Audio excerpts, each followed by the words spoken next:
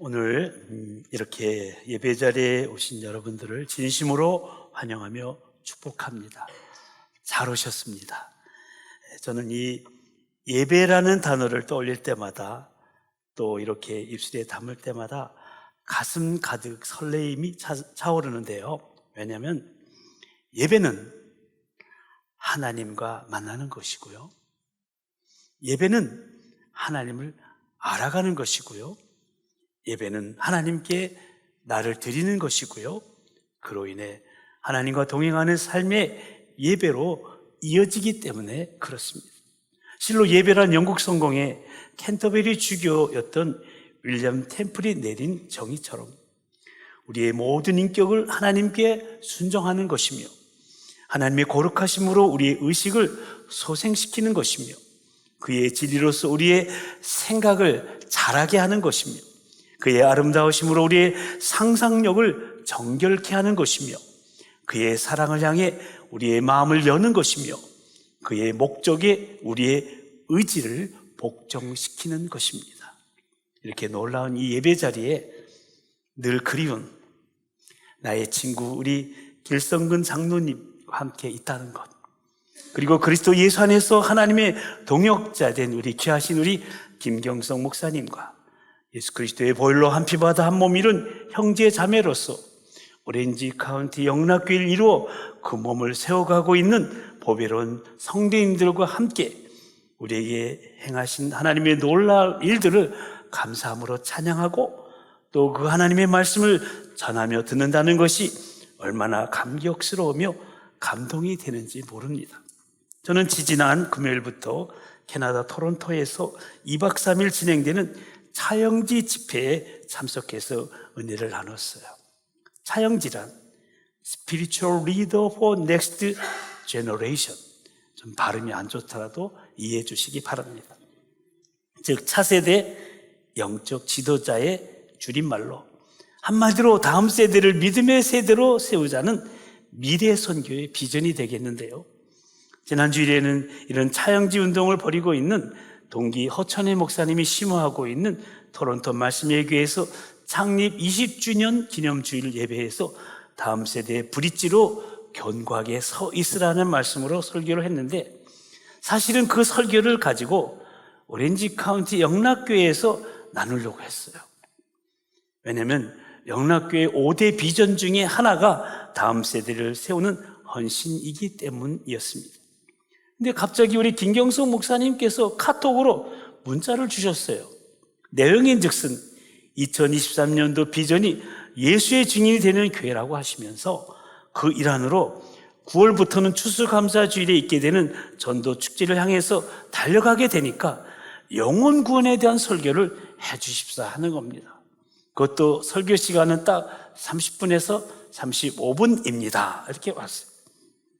이제 제가 설교자로 초청받아 이제 갈 때마다 거기에서 요구하는 것은 본문과 설교 제목뿐이었는데요.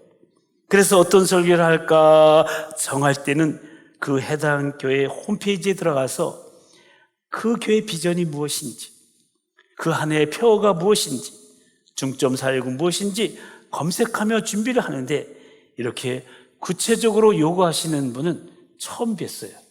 그분이 바로 김경성 목사님이세요.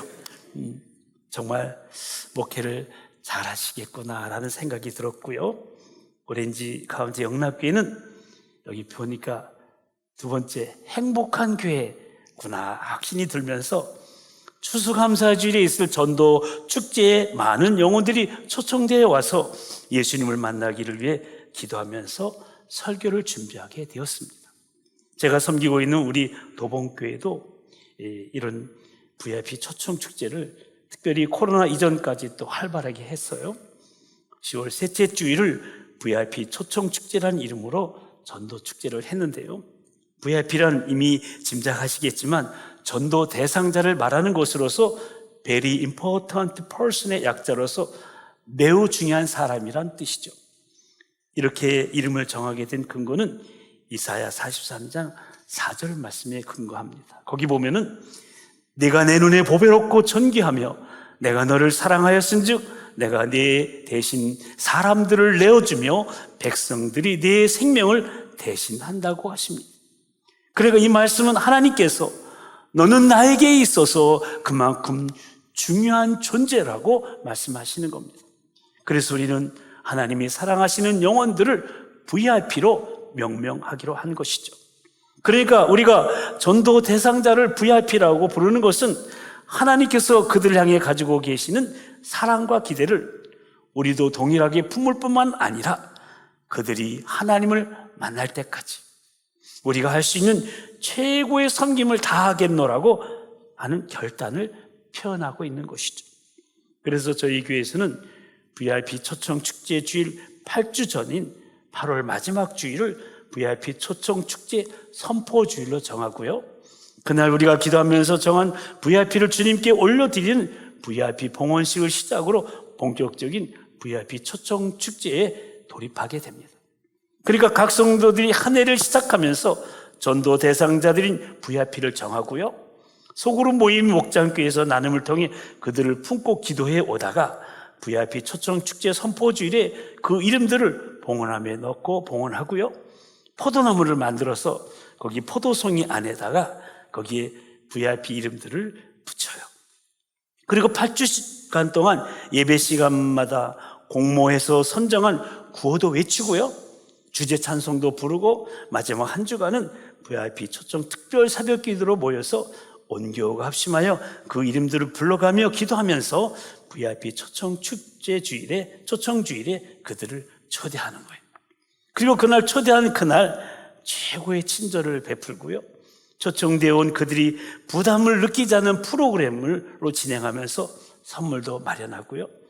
초청되어 온 VIP들에게 복음을 전하고 하이라이트인 초청 메시지를 통해 복음을 받아들이고 결신하게 하는 초청의 시간을 갖는데요. 그때 많은 사람들이 손을 들고 일어서게 됩니다. 그때 그들을 위해서 기도하고 데려온 그분이 가장 눈물을 많이 흘리는 걸 봤어요. 실로 감동과 감격이 있는 축제가 됩니다.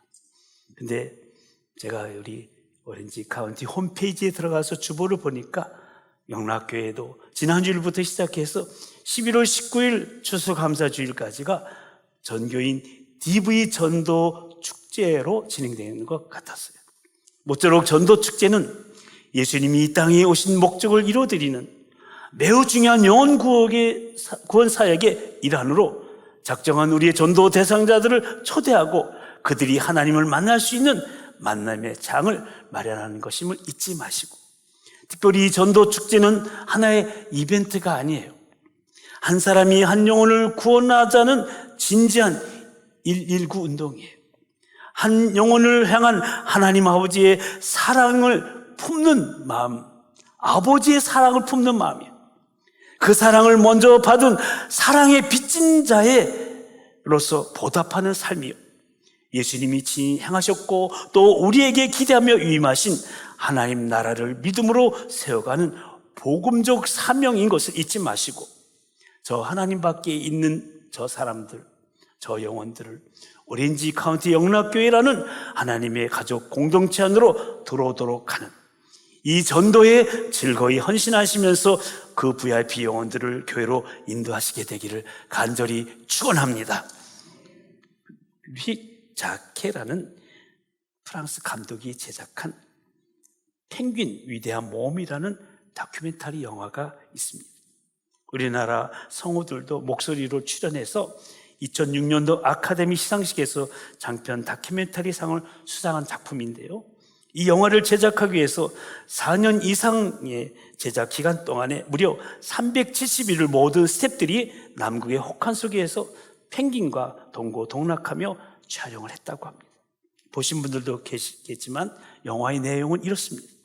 남극에 서식하는 황제 펭귄들은 겨울이 올 무렵에 각자 바다에서 나와 조상 대대로 새로운 생명을 탄생시켜온 오목구라는 신비한 장소로 찾아 몇 날 며칠을 길고 긴 무리를 이루며 그들만의 은밀한 짝짓기 장소로 여행을 시작합니다. 그리고 신기하게도 같은 날 같은 장소에 전부 집합한 이 황제 펭귄들은 암컷과 수컷은 모두 일부 1초로 짝짓기를 한 후에 귀한 알을 낳습니다. 알을 낳느라 지친 어미는 알을 조심스럽게 수컷에게 맡깁니다. 알이 조금이라도 빙하에 닿게 되면은 그대로 얼어버리기 때문에 암컷이 비밀스럽게 알을 수컷에게 전달합니다. 그리고 자신은 영양 보충과 태어날 새끼에게 먹이를 구하기 위해서 다시 바다로 떠납니다. 수컷은 아무것도 먹지 못한 채 3, 4개월 동안 굶주리며 동면 상태로 알을 품습니다. 그때 수컷은 자기 체중이 반으로 줄어드는 고통을 감수하면서 마침내 알이 부화되면은 수컷은 새끼를 위해 자신 안에 남아있는 거의 마지막 음식을 토해내서 새끼에게 먹입니다. 그 무렵 엄마 펭귄은 음식을 몸에 지닌 채 돌아와서 새끼에게 음식을 토해내어 줍니다. 엄마 펭귄이 돌아오면 수컷은 또 음식을 먹기 위해서 급히 바다로 떠나갑니다. 왜냐하면 알을 부화하기까지 소모된 체중을 회복하기 위해서입니다. 조금만 더 지체하면은 탈진해서 바다에까지 나가지 못한 채 지쳐 죽게 되기 때문입니다. 이런 일을 펭귄 한 마리가 4년 주기로 반복한다고 합니다. 이 영화를 통해서 우리 펭귄에게서 배울 수 있는 하나의 소중한 지혜가 있는데 그것은 바로 공동체성인 것입니다. 그들은 결코 홀로 움직이지 않습니다. 펭귄은 항상 떼를 지어 움직입니다. 펭귄 한 마리가 무리에게서 떨어지게 되면 방향 감각을 상실한 채 죽게 됩니다. 실제로 이 영화에서는 한 마리 펭귄이 무리에게서 떨어져 나가 외롭게 죽어가는 장면이 나오는데 살아남기 위해서는 철저히 함께 움직여야 되는 겁니다. 펭귄은 그 추운 겨울 수개월 동안 밤이 계속되고 혹독한 그 눈보라가 몰아치는 그 겨울을 그 추위를 견디기 위해서 서로 몸을 맞대어 체온을 유지합니다. 펭귄은 그래야 산다는 것을 본능적으로 직감합니다. 여러분, 이것이 바로 교회의 공동체성입니다. 춥고 험한 세상, 모여야 살 수 있습니다. 혼자서는 신앙을 지킬 수가 없습니다. 춥고 외로워서 죽습니다. 예수 믿고 거듭나는 것은 지극히 개인적인 체험이고 누가 대신할 수 없는 일입니다. 그러나 우리가 일단 거듭나면, 일단 예수님을 영접하게 되면 우리는 이 교회라는 하나의 공동체 안에 속하게 됩니다. 그런데 그 공동체는 결코 완성된 사람들의 모임이에요. 부족함이 있고 흠이 있습니다. 깨어졌던 관계들이 그리스도 예수 안에서 회복되면서 완성을 향해 움직이고 있는 공동체가 바로 교회이기 때문에 바울 사도는 교회를 하나의 건축물로 비유하여 너희도 성령 안에서 하나님의 거하실 처소가 되기 위하여 그리스도 예수 안에서 함께 지어져 간다고 설명했던 겁니다.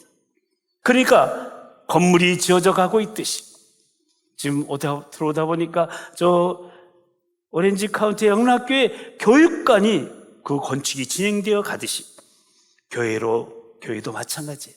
지어져 가는 과정 속에 있다는 것이죠. 그래서 여러분, 교회는 항상 공사 중이에요.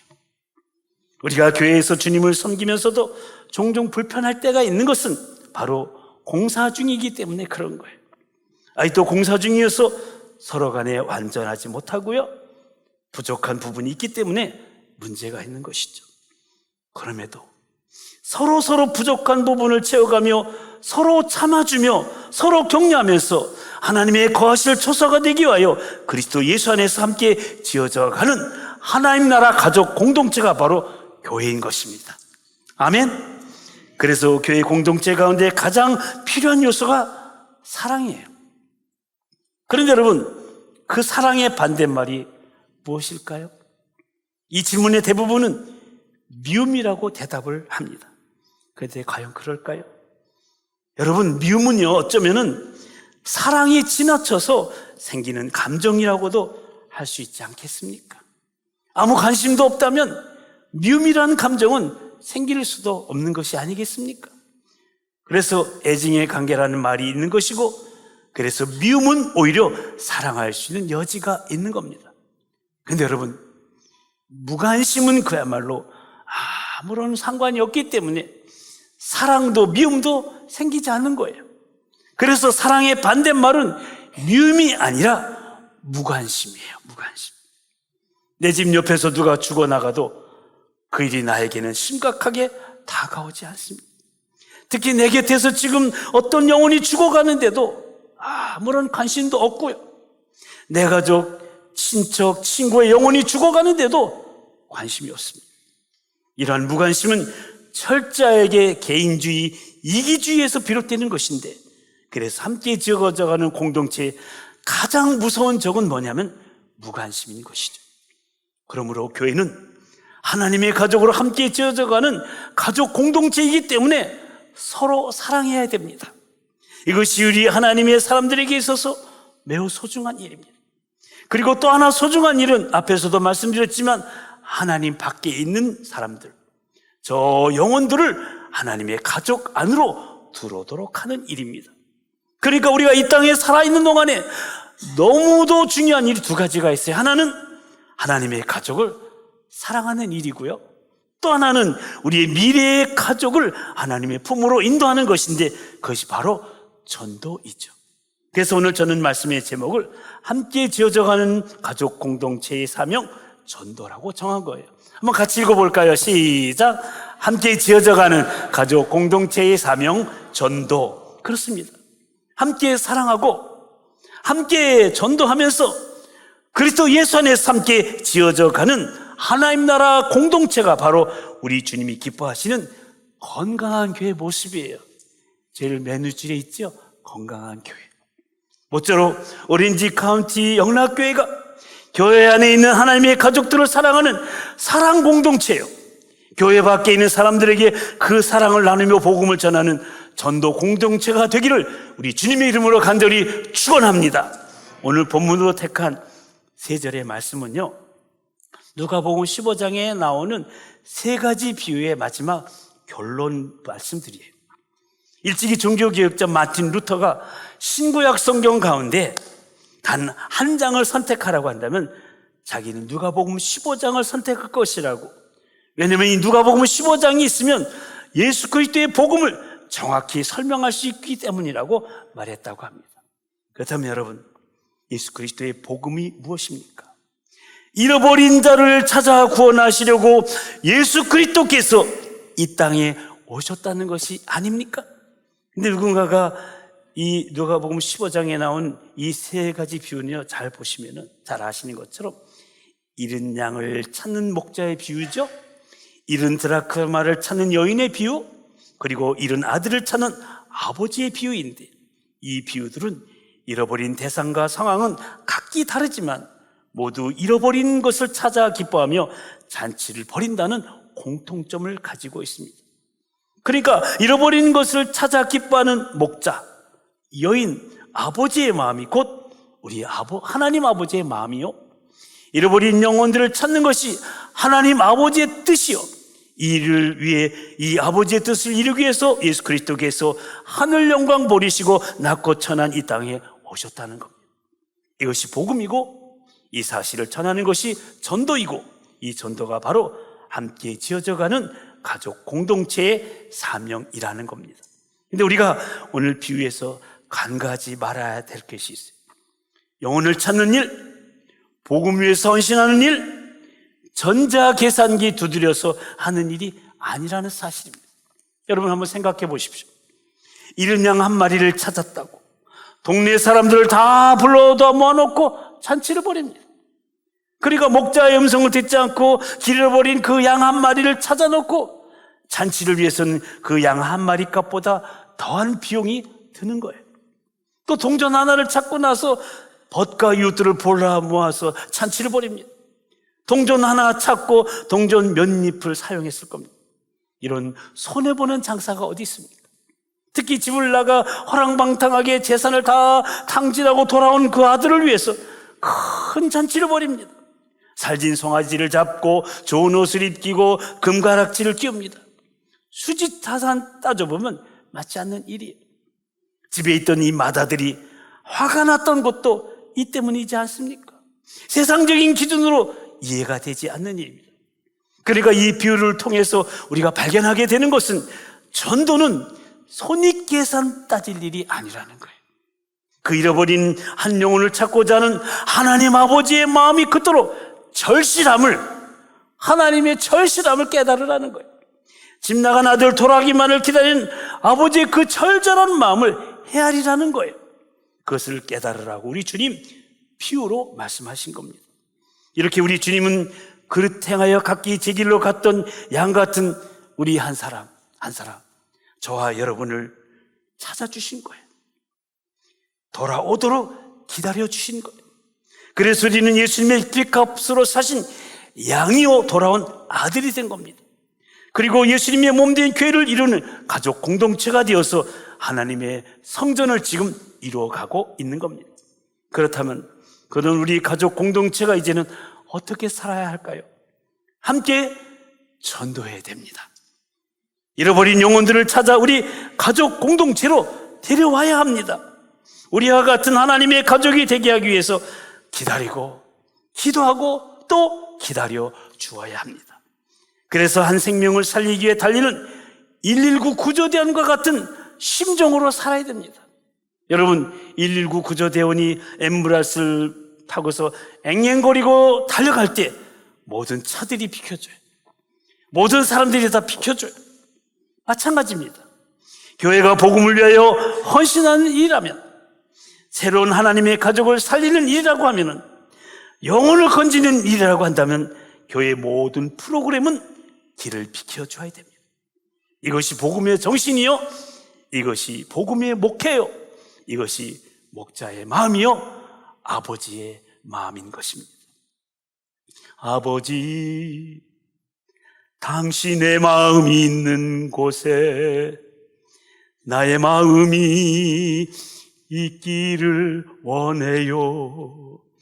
아버지, 당신의 눈물이 고인 곳에 나의 마음이 있기를 원해요. 아버지, 당신이 바라보는 영혼에게 나의 두 눈이 향하길 원해요.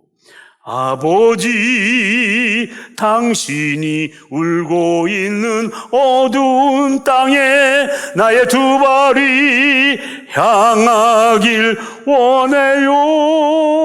다 같이 부를까요? 나의 마음이 아버지의 마음 알아. 내 모든 뜻 아버지의 뜻이 될 수 있기를. 나의 온몸이 아버지의 마음 알아. 내 모든 삶 당신의 삶 되기를. 할렐루야. 그래서 우리는 세 번째 비유에서 집을 나갔다 돌아오는 아들이 아니라 집에 있던 맏아들에 대해서 잠시 생각해 보고자 합니다. 왜냐하면 누가복음 15장의 시작을 보면 예수님께서 세리와 죄인들하고 함께 식사를 하고 대화를 나누고 계셨음을 보게 됩니다. 1절 말씀 보십시오. 모든 세리와 죄인들이 말씀을 들으러 가까이 나왔다고 기록하고 있고요. 이때 2절을 보시면 바리새인과 서기관들이 수군거려 이르되 이 사람이 죄인을 영접하고 음식을 같이 먹는다 하더라고 합니다. 그러니까 바리새인과 서기관들이 예수님께서 모든 세리와 죄인들과 함께 하시는 모습을 보면서 수군거리는 거예요. 저 예수라는 사람은 꼭 놀아도 저런 것들하고 논다니까 하면서 그들을 무시하면서 예수님을 지금 비판하고 있는 거예요. 그때 예수님께서 몸을 돌려 그들에게 비유로 일러 말씀하신 것이 바로 오늘 이 세 가지 비유인 거예요. 3절을 보십시오. 예수께서 그들에게 이 비유로 이르시되. 그러니까 오늘 이 비유의 말씀을 들어야 될 1차적인 청중은 맏아들로 비유되는 바로 이 서기관과 바리새인들이라는 거예요. 그런데 여러분, 맏아들은 어떤 아들이었습니까? 그는 아버지의 마음을 헤아리지 못한 아들이었어요. 아버지가 왜 맛있는 반찬을 드시면서도 눈물을 흘리고 계시는지, 따뜻한 이불을 덮고 주무시면서도 왜 추하고 계시는지, 왜 대문을 잠글 수가 없는지, 아버지의 고통을 외면하고 살았던 못난 자식이 바로 이 맏아들이었습니다. 동생이 돌아왔을 때 잔치를 벌이고 너무나도 기뻐하는 아버지의 마음에 초를 치는, 잔치집 분위기를 완전히 망가뜨린 아들이었습니다. 그러니까 맏아들은 아버지의 마음을 전혀 이해하지 못했던 거예요. 또한 그는 동생을 형제로 여기지 않는 아들이었어요. 밭에 있다 돌아와 보니 집안에 막 잔치가 벌어지고 있는 거예요. 근데 이 맏아들은 집 안으로 들어가지도 않고 창 너머에 종을 불러냅니다. 야, 무슨 일이냐? 묻습니다. 그때 종이 말합니다. 27절 말씀이죠. 당신의 동생이 돌아왔음에 당신의 아버지가 건강한 그를 다시 맏아들에게 됨으로 인하여 살진 송아지를 잡았나이다. 여기서 종은 제대로 말한 거예요. 당신의 동생이라. 그러니까 돌아온 작은 아들은 다른 누군가 아니라 바로 당신의 동생이라고 말한 거예요. 근데 이 맏아들을 보십시오. 한 번도 자기 동생을 향하여 내 동생이라고 말하지 않습니다. 오늘 본문 32절에서도 보면 아버지가 맏아들에게 이 내 동생은 죽었다가 살아났다고 말씀합니다. 내 동생, your brother. 그러나 이 맏아들은 끝까지 자기 동생이란 말을 하지 않습니다. 누가복음 15장 29절부터 30절까지 말씀을 우리 한번 같이 읽어보실까요? 다 같이 시작. 아버지께서 대답하여 이르시되 내가 여러 해 아버지를 섬겨 명을 어김이 없거늘 내게는 염소 새끼라도 주어 나의 내 것으로 즐기게 하신 일이 없더니 아버지의 삶을 장녀들과 함께 삼켜버린 이 아들이 돌아오매 이를 위하여 살진 송아지를 잡으셨나이다. 이거 보십시오. 이 아들이라고 말을 했어. 영어 성경을 보면 당신의 이 아들, this son of yours. 이 맏아들에게는 한 번도 내 동생이라는 의식이 없어요. 단지 아버지의 살림을 다 탕진해버린 못된 아들로만 여기고 있었던 거예요. 그러니까 자기 동생을 형제로 여기지 않은 거예요. 그렇기 때문에 이 맏아들은 동생을 찾을 열정을 잃어버린 아들이었어요. 아니, 지금까지 아예 찾을 마음도 없었던 거예요. 이 맏아들이 자기 동생에 대해서 아버지께 말하는 것을 다시 보십시오. 뭐라고 말합니까? 아버지의 살림을 장녀들과 함께 삼켜버린 이 아들이라고 말합니다. 근데 여러분, 둘째 아들이 그렇게 했다고 누가 얘기했습니까? 성경에도 없고 아무도 없어요. 아무 그력이 없어요. 맏아들이 그런 거예요. 사실 성경상으로 둘째 아들이 사업을 하다가 망했는지, 건물을 짓다가 홍수에 날려버렸는지, 사기를 당했는지 알 길이 없어요. 단지 앞에 13절에서 둘째 아들이 재물을 다 모아가지고 먼 나라에 가 거기서 허랑방탕하여 그 재산을 낭비했다고 기록하고 있습니다. 그런데 여러분, 이 허랑방탕이라고 번역된 원어적 의미는 구원의 삶에 합당하지 않게라는 뜻이에요. 그러니까 창녀들과 함께 삼켜버렸다. 이 말은요, 맏아들이 지어낸 말이에요. 둘째 아들을 나쁜 아들로 홍평한 거예요. 이 말은 비난이에요. 사실이 아닐 수도 있어요. 그리고 설령 그것이 사실을 할지라도 어떻게 그 아픈 부분만을 과장하여 이렇게 얘기할 수 있습니까? 그것은 자기 동생에 대한 사랑을 잃어버린 반증인 거예요. 근데 예수님께서는 지금 바리새인과 서기관들이 바로 너희들이 맏아들 같은 존재라는 거예요. 왜냐하면 그들은 자기들끼리만 교제했어요. 세리와 죄인들을 무시했어요. 그 영혼들이 돌아오는 것이 하나님 아버지의 뜻인데 그 뜻은 헤아리지 않은 채 형식과 자기 의에 빠져서 자랑하며 오만하게 남을 정죄하며 잃어버린 영혼들에 대해서는 도무지 관심이 없는, 복음을 전할 마음이 전혀 없는 강박한 신앙인들이었기 때문에 그래요.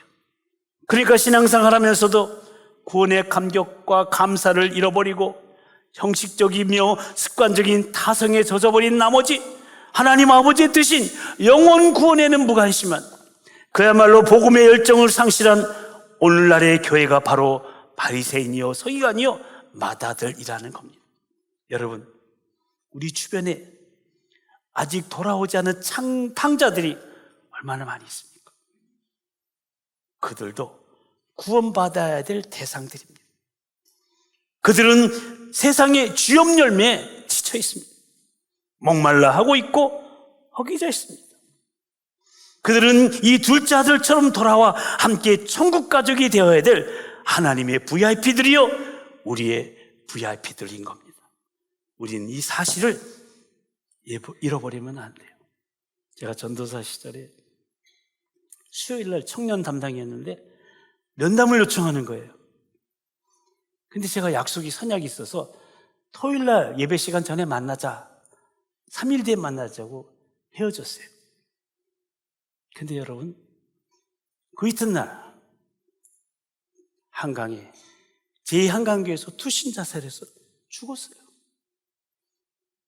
제 목회 여정에 참 마음 아픈 사건이에요.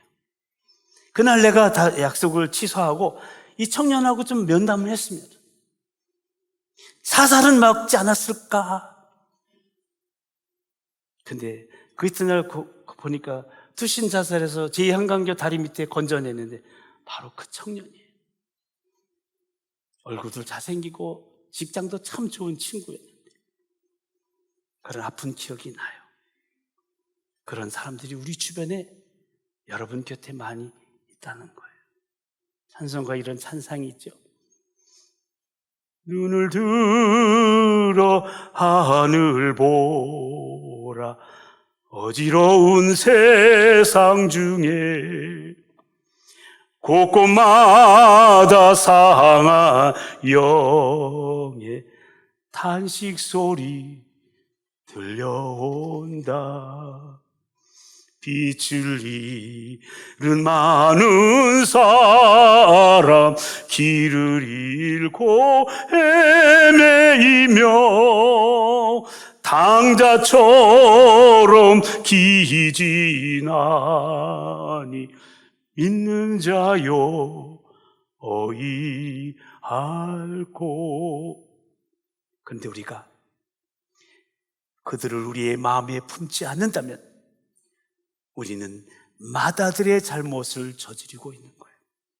그래서 이렇게 전도 대상자들을 정하고 사랑으로 섬기며 그들이 전도 축제에 초청되기를 기대하고 기도하며 기다리면서 우리가 할 수 있는 최선의 노력을 기울이고 있는 거예요.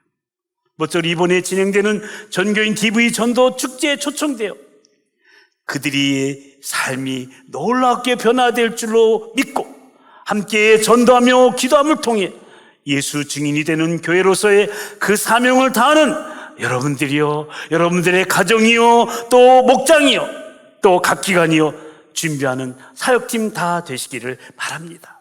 기다 여러분의 삶에 그리고 오렌지 카운티 영락교회 가운데 행하실 하나님의 놀랍고 위대한 구원의 역사를 함께 목도하게 되기를 친히 찾아오셔서 우리를 구원해 주시고 오렌지 카운티 영락교회라는 가족 공동체에 이루게 하신 우리 주님의 이름으로 간절히 축원합니다. 저는 이 시간 찬송가 하나를 부르고 함께 기도하기를 원해요. 이 찬송가 작사자는 본래 의사였던 엘라이저 캐슐이라는 사람입니다. 그는 성공적인 의사하고 평신도 지도자로서 자신의 직업의 장에서 모범적인 삶을 살고 그가 출석하는 네브라스카의 한 침례교회에서 모범적으로 봉사하며 던 그런 분이었어요. 그는 특히 전도의 특별한 사명을 느끼며 병원에서 많은 환자들을 전도하고 언제 어디서나 자신의 삶의 이유, 존재의 이유는 복음 전도라고 고백하는 그런 분이었다고 합니다. 근데 그에게 어느 날 누군가가 돈 버는 것보다 전도하시는 것이 그렇게도 좋으냐고 하는 질문을 받았을 때 그렇고 말고요. 결국 우리는 이 땅에서 나그네가 아닙니까? 나그네 인생에서 영혼 구원보다 더 가치 있고 고귀한 일이 어디에 있겠습니까? 전도는 천사도 흠모하는 일인데요 라고 대답을 했습니다. 근데 이때 옆에 있던 음악 전공자였던 그의 아내가 천사도 흠모하는 일이라는 그 말에 감동을 받았어요. 집에 돌아와서 남편에게 그 말로 가사를 쓰면 자기가 거기다 곡을 붙이겠다고 했어요.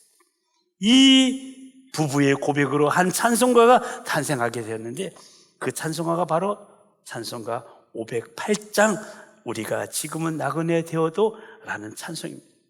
근데 그의 나이 60이 넘기면서 그의 마음에 파트타임이 아니라 풀타임으로 자신의 전 시간을 들여서 복음을 전하고 싶은 그 불타는 마음을 견디지 못해 의사직을 내려놓고 그는 목회에 헌신하게 됩니다.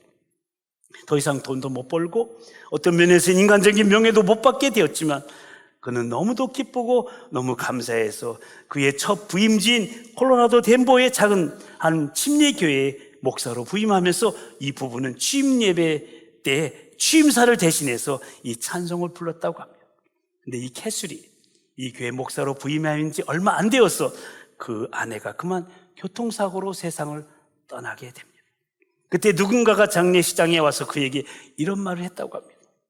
목사 되신 것 후회하지 않으시냐고. 목사가 안 되시고 의사 그냥 하셨으면은 부인이 그렇게 빨리 가지 않으실 수도 있는 것이 아니었냐고. 그때 캐슬의 대답이 무엇인지 아십니까? 제 아내는 우리가 지금은 나그네 되어도 찬송을 작곡하면서 제게 이런 말을 했습니다. 나그네 인생길에 행복한 전도자 곁에 머물게 됨이 자기 행복이라고. 혹시 자기가 먼저 이 세상을 앞서 가는 일이 있으면 난 변함없이 당신의 하늘의 응원자가 되어서 함께 복음의 증인이 될 것이라고. 집사람하고 이 부분에 와서 저하고 같이 부둥켜 안고 울었어요. 제 아내가 먼저 울더라고요. 그리고 그는 자기 아내 장례식에서 회중들이 이 찬송을 불러줄 것을 요청했다고 합니다.